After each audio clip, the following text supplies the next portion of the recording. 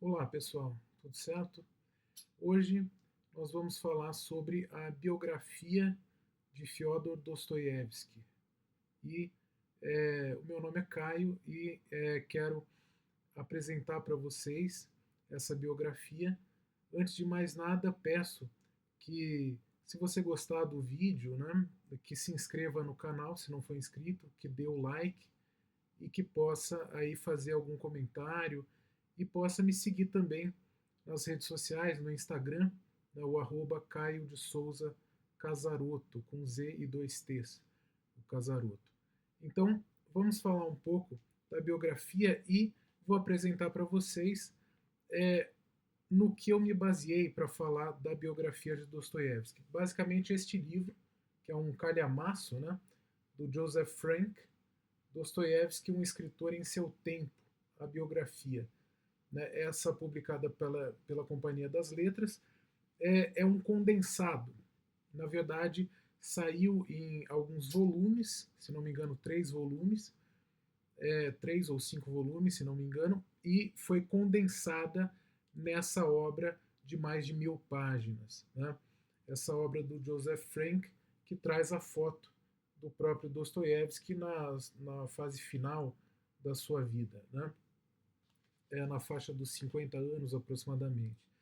Então, antes de falar sobre Dostoiévski, eu gostaria de trazer para vocês um pouco sobre o contexto histórico da Rússia naquele tempo, o tempo de vida de Dostoiévski, que foi de 1821 a 1881. Ele viveu 60 anos incompletos. Ele morre no começo de 1881 e eu vou traçar um pouquinho, brevemente, muito brevemente, o contexto da Rússia naquele tempo. A Rússia ela vivia sob um regime autocrata, né? Um regime ditatorial, de certa forma. Era um império, na época, governado pelo czar.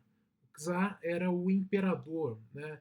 Era César, né? César czar era o imperador da Rússia e ele, com mãos de ferro, governava a Rússia naquele tempo. E foi assim até 1917, quando da Revolução Russa. Também havia o regime de servidão na Rússia, que não era servidão igual à medieval na Europa Ocidental. Era um regime mais rígido, mais degradante para a natureza humana, para o ser humano, e era um regime muito parecido com a escravidão, né? E a Rússia viveu isso até meados da década de 1860, até 1861, né? E a Rússia recebeu também, já no século XVIII e, sobretudo, no século XIX, várias influências de ideias e ideologias estrangeiras, né, como o comunismo, o socialismo, o anarquismo, o liberalismo, né, o nacionalismo. Tudo isso ajudou a promover as bases que vão dar origem às transformações e à Revolução Russa do século XX. Né? Então, basicamente é isso. Dostoiévski nasceu nesse contexto e Dostoiévski nasceu numa família de nobres decadentes. Né? Ele viveu numa família nobre como Leon Tolstói, mas era bastante decadente em termos financeiros. Né? O seu pai costumava ser bastante rígido, bastante rigoroso e às vezes agressivo, e a sua mãe era mais carinhosa. Ele tinha um irmão chamado Mikhail e teve uma formação religiosa e cultural bastante ligada à tradição do nacionalismo russo e ligada à tradição da Igreja Ortodoxa Russa. Né? Então, a cultura tradicional russa e basicamente a Igreja Ortodoxa, o cristianismo ortodoxo russo, que foi a base religiosa de Dostoiévski. Na adolescência, Dostoiévski, entre a adolescência e o início da vida adulta, né, por volta dos 18 aos 22 anos, Dostoiévski ingressou na Academia Militar de Engenharia. Né, e ele foi nesse período em que ele recebeu a notícia da morte do pai. O pai fora assassinado brutalmente pelos servos, né, pelos servos daquela propriedade que ele tinha. Ele tratava mal os servos, né, e, na verdade, Freud, né, o primeiro grande psicanalista, né, da modernidade, Freud ele vai identificar nesse evento como o início de um complexo de culpa de Dostoiévski. Dostoiévski teria sentido culpa pela morte do pai. Por quê? Porque o pai obrigava os servos a trabalharem no sentido de ganhar dinheiro para dar para o filho, para sustentar os estudos e sustentar as condições básicas para que o filho pudesse manter os seus estudos, né? E ainda mais pelo fato de que Dostoiévski vivia num ambiente em que a maioria dos estudantes eram mais ricos do que ele e ostentavam essa riqueza muito mais, né? E Dostoiévski era considerado um pobretão no meio deles, né? Então, Dostoiévski ele se sentiu culpado pela morte do pai, de certa forma, e ele levaria, segundo Freud, esse complexo de culpa mais até o fim da vida. Bom, basicamente, Dostoiévski não seguiu a profissão de engenheiro e não seguiu a profissão militar, né? E já na faixa dos 20 anos, lá pelos 22, 23 anos, ele começou a publicar obras como escritor, né? Ele já desde cedo sentiu essa atração pelo mundo literário. E, basicamente, o seu primeiro grande sucesso foi Gente Pobre, né? O primeiro livro de sucesso de Dostoiévski, já um livro de lançamento, de estreia, né? Ele recebeu elogios de Belinsky, que era um escritor, filósofo e crítico literário da época, um dos mais famosos da época, e recebeu uma grande crítica positiva nesse sentido de várias pessoas. E Dostoiévski, nos outros livros dessa primeira fase, que é uma fase mais romântica dele, ele não recebeu os mesmos elogios, né? Gente Pobre foi o primeiro em que ele recebeu elogios, mas os outros dessa primeira fase ele recebeu mais críticas negativas do que positivas. Então, esse foi uma primeira frustração, uma primeira fonte de sofrimento para ele.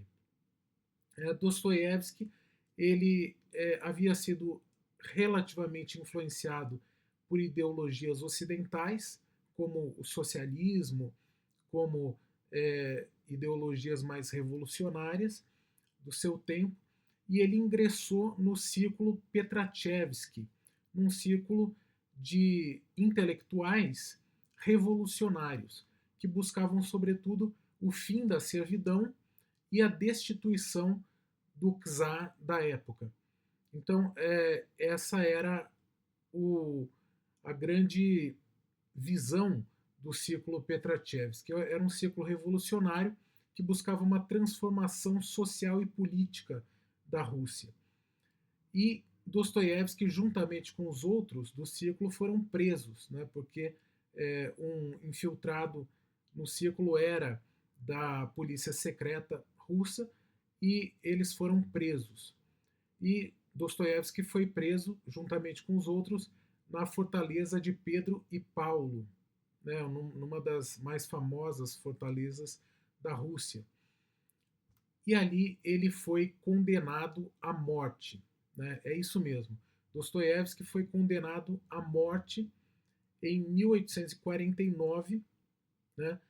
E tudo foi preparado, né? Não só ele, como os outros integrantes do círculo Petrachevski e todos os agentes revolucionários daquele círculo foram condenados. E Dostoiévski foi com os outros para a execução da pena de morte. E tudo foi preparado para a execução, foram preparados para a execução pelo pelotão de fuzilamento. O pelotão já estava preparado com armas em punho, né? E Dostoiévski era o segundo da fila, né? Ficava numa segunda fila. Ele seria morto logo na sequência, depois que a primeira fila fosse morta. E já faltavam alguns segundos para o disparo, para os primeiros disparos, quando surge a notícia do nada, rufem os tambores, né? Surge a notícia de que foi comutada a pena. A pena de morte foi comutada para prisão perpétua. Para prisão perpétua, não, desculpe. Prisão na Sibéria, prisão por trabalhos forçados. Né? Se fosse perpétua, ele não teria escrito todos os livros, né, que ele escreveu na sequência, os mais famosos. Foi prisão por trabalhos forçados por 4 anos na Sibéria, né, naquele frio de -50, -60 graus, e depois ele teria que passar mais 5 anos como soldado na fronteira da Rússia. Foi na Sibéria que Dostoiévski viveu o seu período de mais intenso sofrimento físico e psicológico, né? Porque ele teve, além dos trabalhos forçados, além de um sistema rígido, rigoroso, né, de trabalhos, ele teve que conviver com os piores tipos de pessoas, né, que eram os criminosos comuns. Os criminosos que eram assassinos, por exemplo, né, uma grande parte deles eram assassinos que haviam cometido homicídios cruéis, com familiares, inclusive, né, e ele teve que se sujeitar a essa convivência, né, e durante 4 anos inteiros. Dostoiévski só podia ler um livro na prisão, só podia ler a Bíblia, né? E ele leu a Bíblia e a partir dessa leitura ele se converteu definitivamente ao cristianismo ortodoxo, né? Ele jogou as ideologias modernas fora e assumiu realmente a posição de um cristão ortodoxo. E com base nessa experiência da prisão na Sibéria, Dostoiévski vai escrever o livro Recordações da Casa dos Mortos, da década de 1860. Dostoiévski escreve esse livro como, na verdade, o protagonista não é ele, mas é um personagem inventado por ele, mas tem toda a carga de experiência que ele viveu na Sibéria, né? No que ele chama de Casa dos Mortos, né? Recuperando o sentido cristão de que seria um inferno. Né? O inferno é a Casa dos Mortos. Basicamente, ele saiu da Sibéria, ele havia ido para a Sibéria no final de 1849, início de 1850, e saiu da Sibéria em 1854, quando vai passar os últimos 5 anos como soldado prestando serviço militar na fronteira mongol. E aí só em 1859 ele pôde voltar a uma vida normal, normal entre aspas, né? Depois de 10 anos de intenso sofrimento, ele pôde voltar a São Petersburgo. Nesse ano ele se casou com uma viúva, né? E vai viver um período de aproximadamente 5 anos com ela até a sua morte, né? A morte da viúva, quando ele vai se casar por uma segunda vez. Em 1860, em 1861, Dostoiévski e o seu irmão eles vão fundar a revista O Tempo, né? Essa revista vai ter uma duração muito curta, né? Infelizmente vai ter uma duração muito curta, justamente porque o governo não aceitou a visão ideológica daquela revista e mandou fechá-la, né? Então, por decisão governamental, por decisão autocrática do governo, mandou fechar a revista, não havia liberdade de imprensa, né? E isso ocasionou uma crise financeira para Dostoiévski, que essa crise financeira vai durar uns 10 anos aproximadamente, né? Ele vai ter que sair da Rússia várias vezes e voltar só quando tem a situação mais regularizada, né? Ele contraiu inúmeras dívidas, etc. e ele vai viver uma crise financeira, principalmente a partir do fechamento dessa revista. Foi nesse período, de 1860 a 65, que ele publica Humilhados e Ofendidos, né, um dos mais famosos escritos dele, e Notas de Inverno sobre Impressões de Verão, que foi uma viagem que ele fez aos países ocidentais, principalmente Inglaterra, França, Itália e Alemanha, em que ele faz críticas aos países da Europa Ocidental, principalmente críticas às vertentes mais modernas, às ideologias mais modernas e as consequências da modernidade que estavam advindo principalmente para esses países. Em meados da década de 1860, ou seja, já no final da primeira metade da década de 1860, morre a primeira esposa de Dostoiévski, e vai logo depois morrer o seu irmão também, né, o Mikhail. Ele morre em 1864. É justamente nesse interregno que o Dostoiévski publica o seu livro Memórias do Subsolo, né, que é o último livro da segunda fase de Dostoiévski. Já é uma fase que não é mais romântica, uma fase, digamos, mais realista, mas ainda não é a fase de ouro dele. Né? Vai ser o último livro dessa fase intermediária de Dostoiévski. A partir de 1866,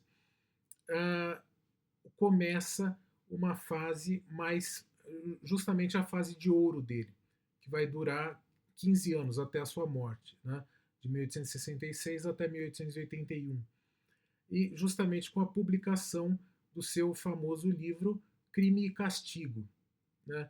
Crime e Castigo é publicado em 1866, começa a ser escrito em 65, né? E é considerada a primeira grande obra de Dostoiévski.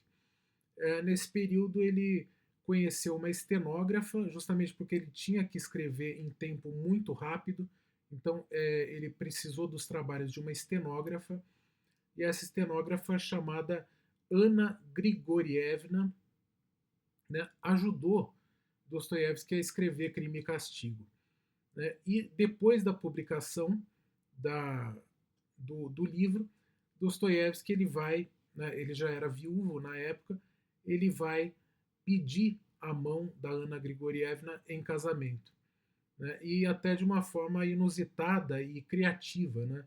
Ele já estava na faixa dos 45 anos aproximadamente, né, e ela era bem mais nova, tinha na faixa dos 20 e poucos, e ele falou para ela assim, né, se de repente uma pessoa mais velha, um ancião, né, ou um quase ancião como eu, pedisse a sua mão em casamento, o que você responderia, né?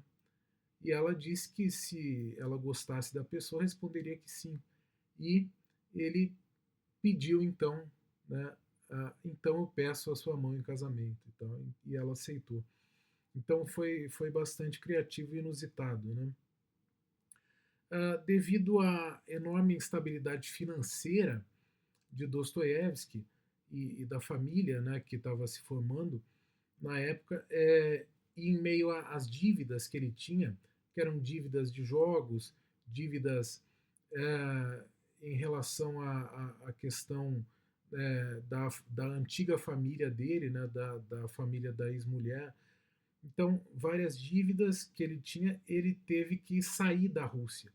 E ele saiu da Rússia ele deixou a Rússia, abandonou a Rússia durante alguns anos, né, e começou a escrever no estrangeiro. Ele recebia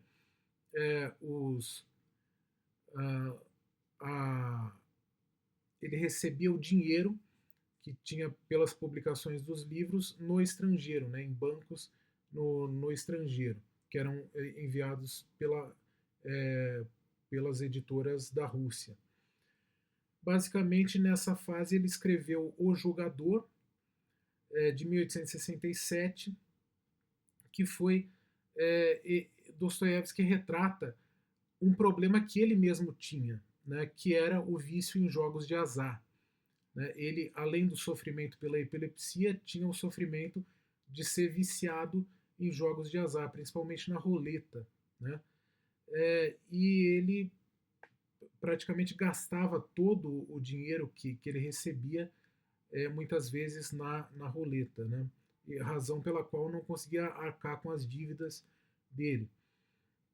E basicamente é, isso foi o mote para que ele pudesse publicar o livro O Jogador, né? A partir das experiências pessoais dele como viciado em jogos de azar, ele publica O Jogador.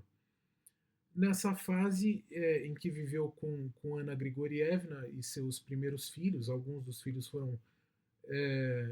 tiveram uma morte precoce, ele publicou no estrangeiro O Idiota, de 1869, e Os Demônios, de 1872, né, suas duas grandes obras depois de Crime e Castigo. Né? Ele teria 4 grandes obras: Crime e Castigo, O Idiota, Os Demônios e Os Irmãos Karamazov. Então, O Idiota e Os Demônios foram o segundo e o terceiro obras mais famosas dele. Né? No final desse período, né, logo depois da publicação de Os Demônios, em 72, ele consegue superar o seu vício em jogos de azar, consegue aos poucos ir superando e supera por fim o vício em jogos de azar, consegue arranjar um pouco de dinheiro, né, com base na publicação desses livros que foram famosos, e ele consegue arcar com as dívidas e pôde voltar à Rússia. Né? Ele volta à Rússia em meados da década de 1870. Na Rússia, ele já passa a ter os anos de glória dele, né? Que foram os últimos anos de vida, por volta de 1873 até 81, foram os anos de glória, porque na Rússia ele passou a ser considerado quase como um profeta. Né? E nessa fase ele vai escrever diversas obras de não ficção, e ele vai juntar, compilar os artigos que ele escreve de não ficção no Diário de um Escritor. É o Diário de um Escritor, na qual ele vai buscar fazer impressões literárias, críticas literárias, né? E também impressões ideológicas e políticas, principalmente na qual ele confere à Rússia um caráter messiânico. Né? Ele tinha essa pretensão de que a Rússia iria cristianizar o mundo, ou tinha a vocação de cristianizar o mundo, né? E teria um papel messiânico a cumprir. Né? E os outros países teriam que se submeter, digamos, a esse papel messiânico. De alguma forma,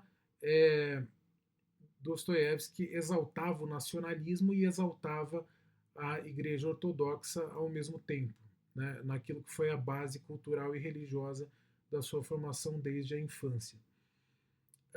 Em 1880, um ano antes da sua morte, na verdade, alguns meses antes da sua morte, foi organizado o Festival Pushkin. Pushkin era considerado o maior, e é ainda considerado o maior poeta russo de todos os tempos. Né? Então ele é um ídolo nacional praticamente. Né? Ele é como um Camões para Portugal. Né? E foram convidados para esse festival diversos escritores. Foram convidados Tolstói, por exemplo, que não aceitou o convite, Turgenev, que discursou, e Dostoiévski, os principais escritores da época. Né? E Dostoiévski foi o mais aclamado de todos, né? Muito mais do que Turgenev, né? Que havia proferido um discurso mais liberal.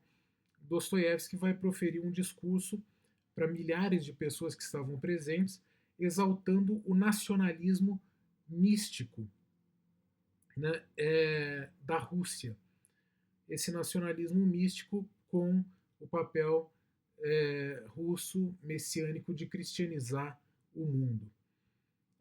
E com base nisso, Pushkin teria uma carga muito importante para a Rússia, justamente porque ele promove indiretamente nas suas obras esse nacionalismo e essa vertente da Igreja Ortodoxa. E ele foi ovacionado por todos, né, foi aclamado enormemente por praticamente todos aqueles que estavam presentes naquele local, né, na Praça Pushkin, onde tem a estátua de Pushkin. Naquele mesmo ano, Dostoiévski vai publicar a sua obra mais famosa, né, a última das obras mais famosas, que é Os Irmãos Karamazov. Né? Ele publica, parece que em novembro de 1880, e ele pretendia dar continuidade ao livro, ele pretendia publicar novos volumes desse mesmo livro, especialmente a partir de um personagem com uma atenção maior para um dos personagens do livro, que era Aliotia, que inclusive era o nome de um dos seus filhos que havia morrido precocemente, mas não deu para ele dar continuidade ao livro, justamente porque ele morreu, né? Então, foi acometido pela morte.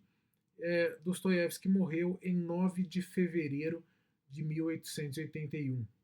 Já estava bastante debilitado por uma doença que ele contraiu, e com 60 anos incompletos, com 59 anos, ele morre, ele falece no próprio leito da casa dele, né, na própria cama. Então ele morreu com um sorriso no rosto, né, dá para ver pela própria imagem publicada aqui do Joseph Frank, né? Não vou conseguir mostrar agora, né, justamente porque eu não tenho o número exato da página, mas ele morre com um sorriso no rosto, revelando uma satisfação que teve com a vida sofrida que levou.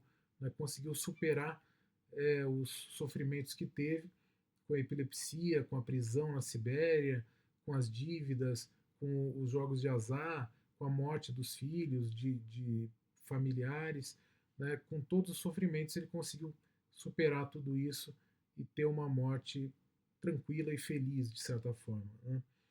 No seu enterro juntaram-se milhares de pessoas que vieram de diferentes partes da Rússia para dar o seu último adeus ao escritor.